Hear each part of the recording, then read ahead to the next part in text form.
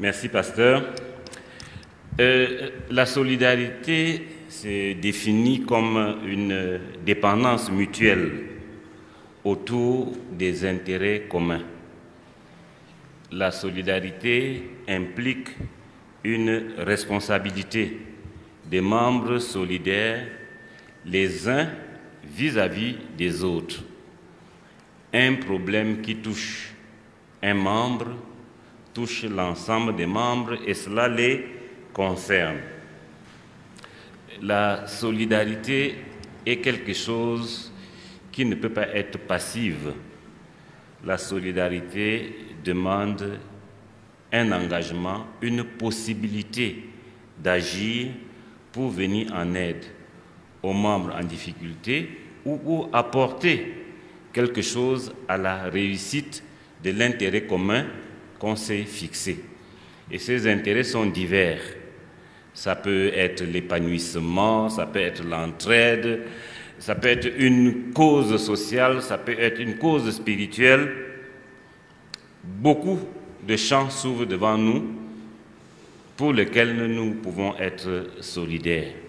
Et nous voyons, à travers l'engagement que nous devons avoir et la responsabilité que nous devons avoir par rapport au groupe dont nous sommes solidaires, que la solidarité est une affaire sérieuse qui doit être bien examinée en amont. Quel est l'intérêt pour lequel nous souhaitons être solidaires? Et par rapport à cet intérêt, à travers quel groupe? L'intérêt, le groupe, les personnes qui seront autour de nous seront autant concernées que nous. On doit faire un choix libre et avisé de manière à pouvoir assumer les responsabilités qui sont liées à la solidarité. J'aime prendre l'exemple du sport collectif pour que nous comprenions bien ce que c'est que la solidarité. Et prenons le football que la plupart d'entre nous connaissent. Une équipe de football, elle a pour objectif, pour intérêt, de gagner des matchs, de gagner des trophées et en faisant plaisir, si possible, à ses téléspectateurs, à ses supporters. Comment fonctionne ce groupe? C'est un groupe de personnes qui gagnent ensemble ou perdent ensemble. On n'a jamais vu un membre d'une équipe pouvoir se réjouir de sa prestation individuelle après l'échec d'un match. Et pour gagner le match, ils s'entraînent chaque jour, ils se préparent, ils sont coordonnés parfois et très souvent même de manière indépendante d'eux-mêmes. C'est-à-dire qu'il y a un entraîneur et cet entraîneur positionne les joueurs sur le terrain selon sa tactique et selon son bon plaisir. Évidemment, il veut gagner le match, mais il place chacun des membres du groupe là où il veut. Défenseur, gardien de but, etc. Et il vous donne même l'animation que vous devez avoir pour atteindre l'objectif. Et le membre est tenu de jouer la partition qui est la sienne. Quand il ne le fait pas et qu'il met en danger le groupe, c'est l'ensemble du groupe qui est en danger. Il y a de la discipline dans la solidarité. Il y a le respect de l'autre dans la solidarité et il y a le respect de l'objectif dans la solidarité. Et dans le sport collectif, il y a même des membres qu'on appelle des remplaçants. C'est-à-dire qu'ils ont fait tous les efforts, comme les autres, pour se préparer, mais ils sont assis à côté, au banc de touche. Ils ne participent pas. Et pour ceux qui regardent souvent les matchs, les remplaçants sont les premiers à se lever quand il y a une occasion favorable pour la célébrer. Et à la fin du match, quand le match est victorieux, il est tout autant content que ceux qui ont joué. Et quand on lui pose la question s'il aimerait être titulaire, il dit oui, j'aimerais bien être titulaire, je fais tout pour ça. Mais bon, c'est Stéphane qui est titulaire, c'est un ami, la concurrence entre nous est saine.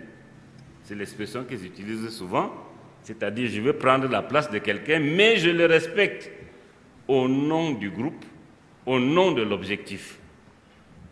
Vous voyez donc que la solidarité entraîne une discipline personnelle, entraîne un choix, pour prendre encore l'exemple du football, par rapport à ses objectifs, on ne s'engage pas dans n'importe quelle équipe. Si vous voulez gagner la Ligue des Champions, vous choisissez une équipe susceptible de l'emporter. Ce n'est pas en jouant à Panthère de Bangante que vous gagnerez la Ligue Europa. Il faudra que vous soyez en Europe, que vous choisissiez un club et que vous vous y engagez. L'exemple du football aussi nous amène à dire que la solidarité est réciproque. Nous voyons souvent, et c'est juste un avertissement que je voudrais donner à notre jeunesse, nous voyons souvent notre jeunesse très engagée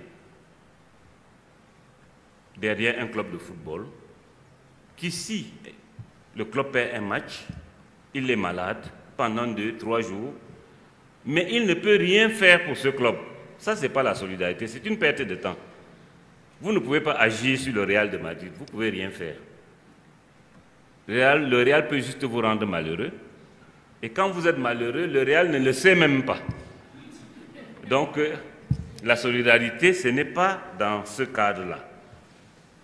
Un autre cadre que nous pourrions bien comprendre et qu'un certain nombre d'entre nous ont expérimenté, c'est le cadre du mariage, dans lequel notre Dieu demande, en Genèse 2, 24, qu'on aille jusqu'à devenir une seule chair.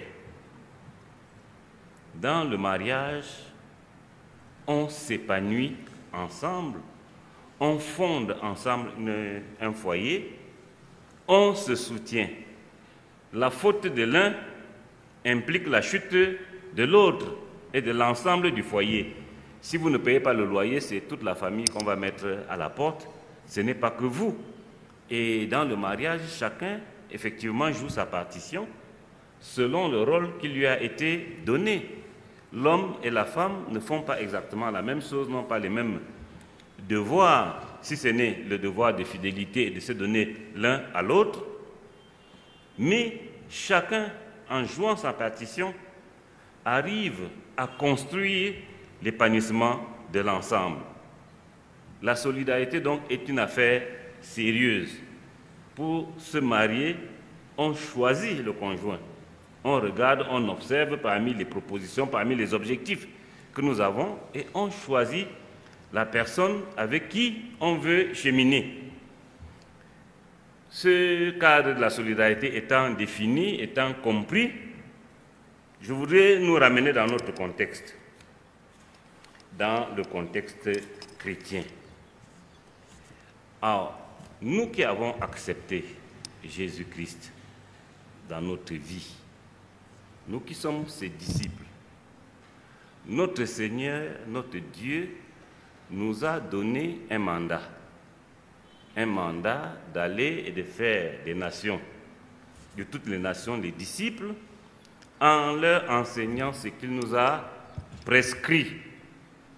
Et il est solidaire en disant « Et je suis avec vous tous les jours jusqu'à la fin du monde ».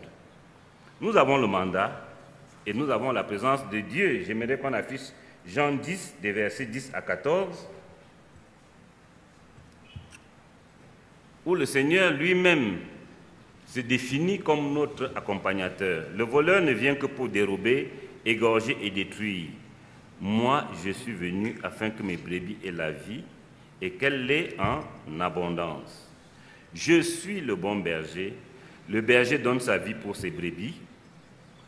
Mais le mercenaire qui n'est pas le berger, à qui n'appartient pas les brebis, voit venir le loup, abandonne les brebis et prend la fuite.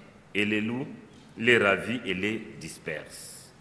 Le mercenaire s'enfuit parce qu'il est mercenaire et qu'il ne se met point en peine pour ses brebis. Je suis le bon berger. Je reconnais mes brebis et mes brebis me connaissent.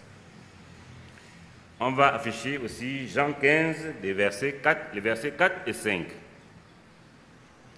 Demeurez en moi et je demeurerai en vous. Comme le serment ne peut de lui-même produire des fruits s'il ne demeure attaché au cep, ainsi vous ne le pouvez pas non plus si vous ne demeurez en moi.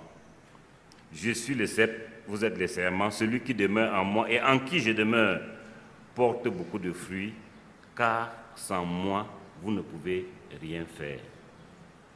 Dans le mandat que le Seigneur nous a donné en tant que ses enfants, en tant que ses disciples, il est avec nous et il réclame que nous demeurions en lui, que cette solidarité soit parfaite afin que nous puissions agir tel qu'il le souhaite. Et il est présent. Il y a beaucoup d'autres versets qui indiquent que le Seigneur agit pour nous, il exauce nos prières quand nous sommes d'accord pour lui demander quelque chose, il enlève nos fardeaux, il lutte pour nous, il a le pouvoir sur tout. Notre Seigneur est merveilleux parce que de tout ce pouvoir, il met à notre disposition en étant présent dans notre vie de chaque jour. Alors, qu'est-ce que le Seigneur nous prescrit? Parce qu'il nous demande d'aller et d'enseigner ce qu'il a prescrit. Et c'est la source même de la solidarité dans l'Église. Le Seigneur nous prescrit en Jean 13, versets 34 et 35. Je vous donne un commandement nouveau. Aimez-vous les uns les autres comme je vous ai aimé. Vous aussi, aimez-vous les uns les autres. À ceci, tous reconnaîtront que vous êtes mes disciples si vous vous aimez, si vous avez de l'amour les uns pour les autres. Vous voyez que la source de la solidarité chrétienne, c'est Dieu lui-même. C'est un commandement nouveau. Nous devons nous aimer les uns les autres. Et le champ d'exercice de cet amour, c'est dans l'Église locale, qui est la manifestation visible de cette Église universelle. Nous devons nous aimer les uns les autres, c'est-à-dire vouloir chacun le bien de l'autre. Si nous nous aimons, évidemment, nous aimons notre Église locale et nous allons permettre à chacun des membres de l'Église locale de s'épanouir dans l'Église et de respecter le mandat que Dieu a donné.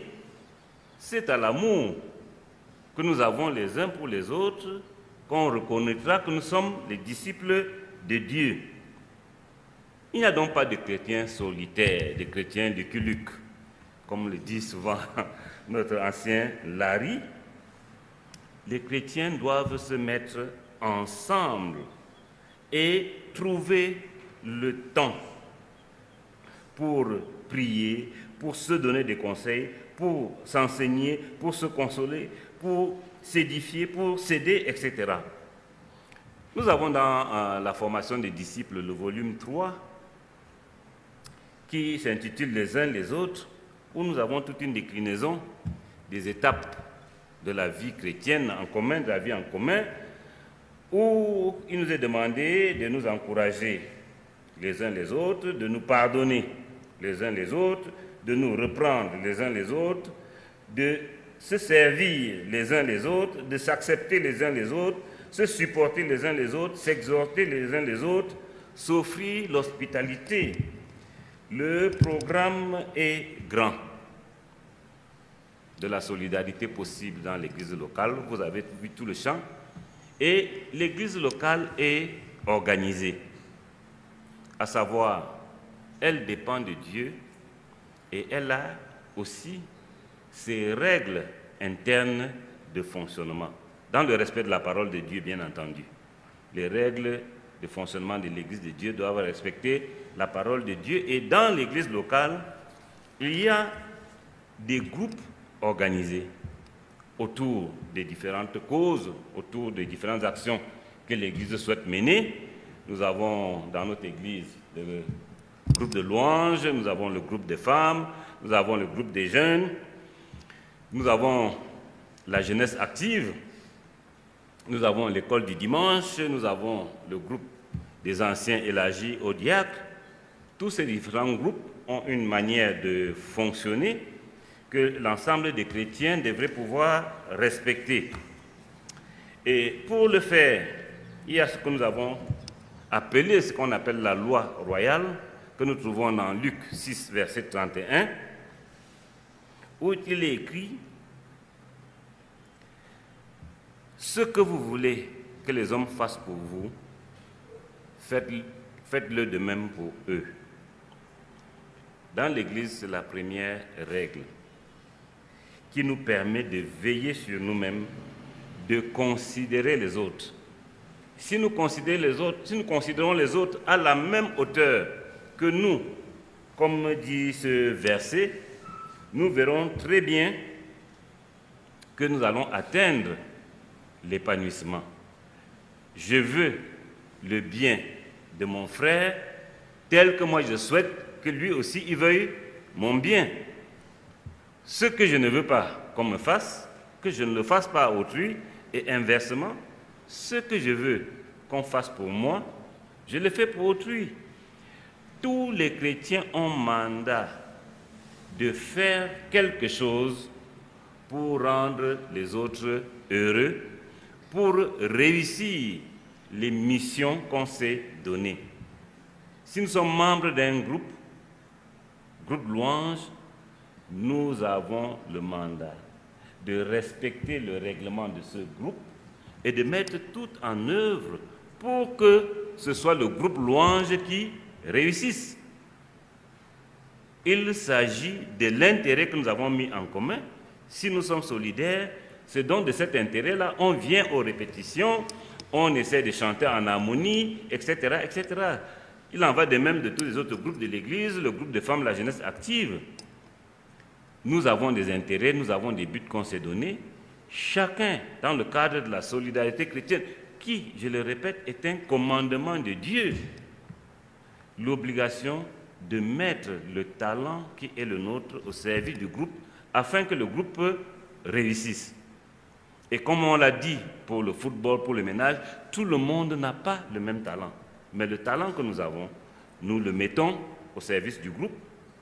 Et ce que nous voulons que le groupe fasse pour nous, faisons-le aussi pour le groupe et pour chacun des individus du groupe. Je l'ai dit tout à l'heure, les groupes sont organisés. Nous avons compris ce que nous devons faire. Mais peut-être faut-il mesurer les conséquences quand nous ne faisons pas ce que nous devons faire. Et en cela, nous allons lire Matthieu 18, et versets 15 à 18, où il est écrit « Si ton frère a péché, va et reprends-le entre toi et lui seul. S'il t'écoute, tu as gagné ton frère. Mais s'il ne t'écoute pas, prends avec toi une ou deux personnes afin que toute l'affaire se règle sur la déclaration de 2 ou 3 témoins. S'il refuse de les écouter, dis-le à l'Église. Et s'il refuse d'écouter l'Église, qu'il soit pour toi comme un païen et un publicain. » D'autres versions disent « un homme d'un autre peuple ». Vous voyez que sanctionner au sein d'un groupe fait partie des recommandations de Dieu. On doit pouvoir examiner, on doit pouvoir sanctionner, mais il y a toute une démarche. La démarche du pardon, la démarche de la reprise, et en cas d'entêtement, la personne est désolidarisée du groupe. Et ce verset introduit vraiment ce à quoi je voulais en venir ce matin, c'est que notre témoignage compte. Dans la vie de notre Église, le témoignage de chacun compte. dans la vie de notre groupe, le témoignage que j'ai dans le groupe compte. Et ma faillite peut entraîner la faillite de l'ensemble du groupe. Et Stéphane a parlé ce matin de la conquête de la terre promise. Et c'est un de ces textes que j'ai choisi ce matin pour que nous voyions comment la faillite d'une personne par rapport à des règles préétablies et l'exigence du comportement solidaire a entraîné la ruine. C'est l'histoire de la conquête de Jéricho et ce qui suit. À Jéricho, le Seigneur s'adressant à Josué, 6, chapitre 6, à partir du verset 1,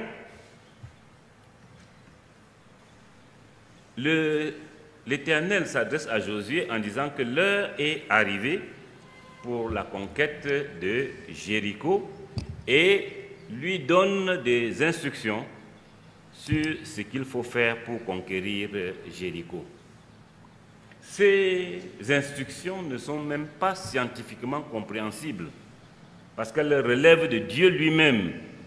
Dieu demande de faire chaque jour, avec les vaillants soldats, un tour de la ville, le lendemain, un autre tour de la ville, et le 7e jour, 7 tours de la ville, et la muraille va s'écrouler, et quand elle s'écroule, vous foncez droit devant vous.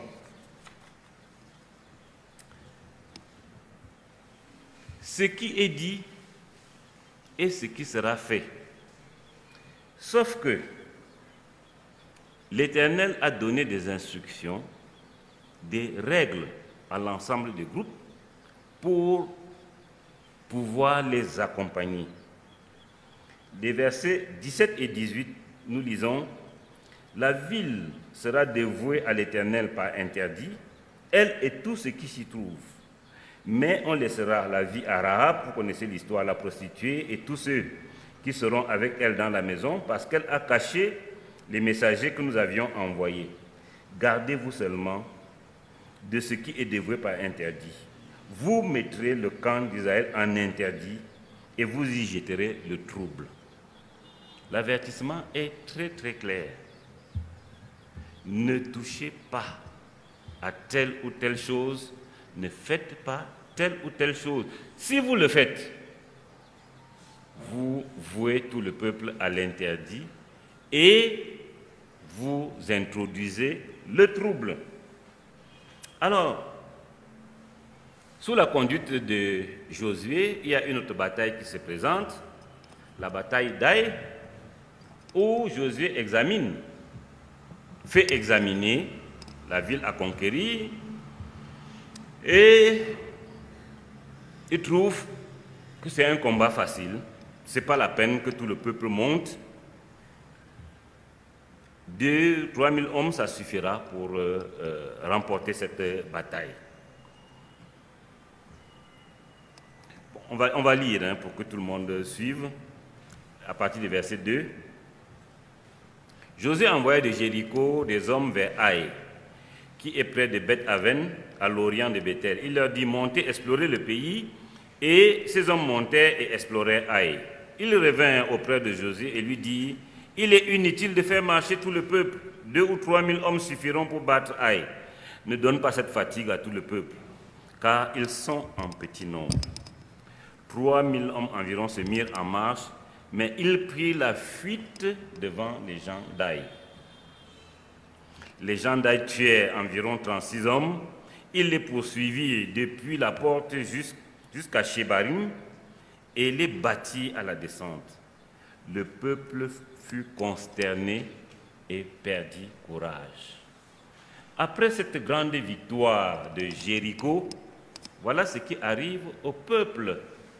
Une grande défaite tout à fait honteuse.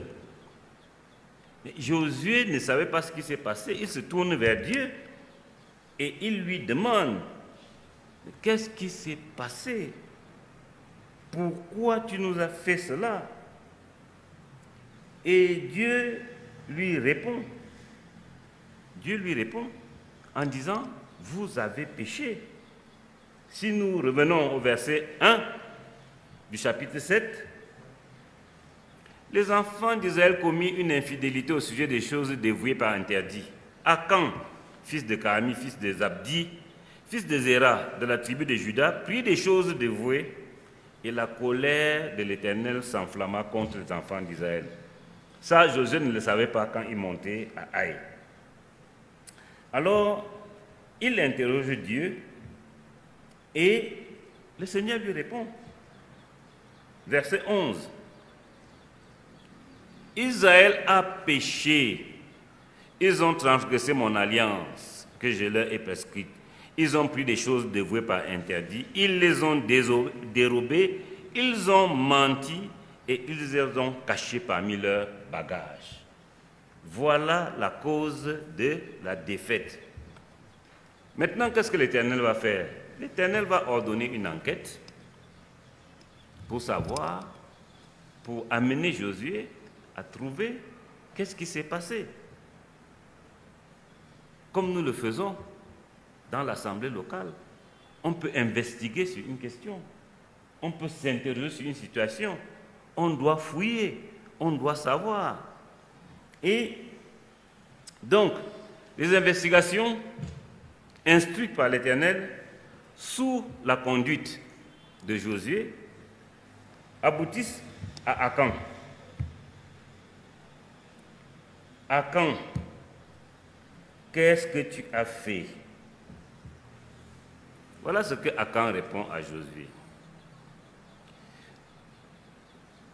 Il est vrai que j'ai péché contre l'Éternel, le Dieu d'Israël, et voici ce que j'ai fait. J'ai vu dans le butin un beau manteau de chinéar, 200 cycles d'argent et un lingot d'or du poids de 50 cycles. Je les ai convoités et je les ai pris. Ils sont cachés dans la terre au milieu de ma tente et l'argent est en dessous. Je les ai convoités et je les ai pris.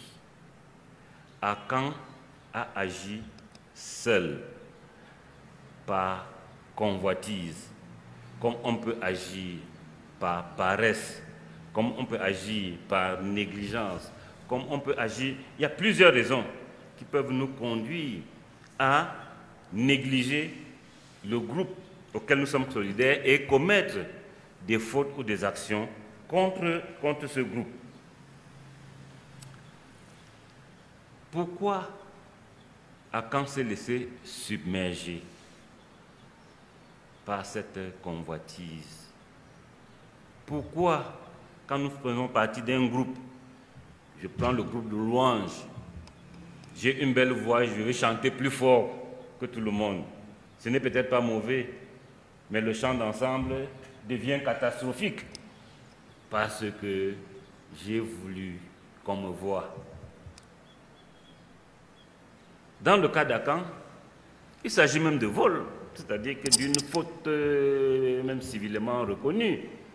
Et cela arrive dans l'Église. Mais permettons que l'Église puisse investiguer. Permettons que l'Église puisse condamner. Permettons que l'Église puisse réparer. Parce que, qu'est-ce que Dieu donne comme sentence à Israël au verset 12? Ainsi, les Israélites ne peuvent plus résister à leurs ennemis. Ils prendront la fuite devant eux, car ils sont sous la menace de la destruction. Je ne serai plus avec vous si vous n'éliminez pas l'objet de la destruction du milieu de vous. Un couloir donné par Dieu. Allez éliminer la faute. Allez vous-même régler le problème. C'est la seule condition pour laquelle je peux me remettre avec vous. Vous voyez cela? Il y a l'exigence de purger du milieu des enfants d'Israël cette faute-là. Et ce que Dieu a demandé a été fait. Et la faute de Akan, quand Josué s'exprime, il demande à Akan, pourquoi as-tu causé notre malheur? C'est le verset 25. Pourquoi as-tu causé notre malheur?